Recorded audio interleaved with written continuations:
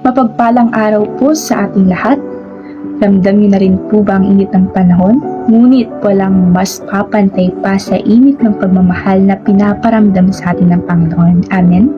Ang verse of the day ay matatagpuan sa Isaiah 41:17.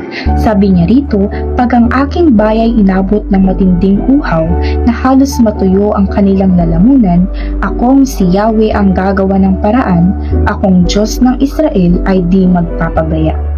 Tunay nga na God will provide everything and hindi niya hahayaan na tayo ay makaranas ng kahirapan sapagkat siya ay gumagawa ng paraan upang tayo ay tulungan, ilayo sa kapahamakan at upang tayo ay gabayan.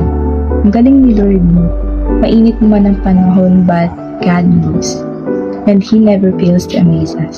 So be blessed, stay hydrated, and keep your faith on fire, kapatid.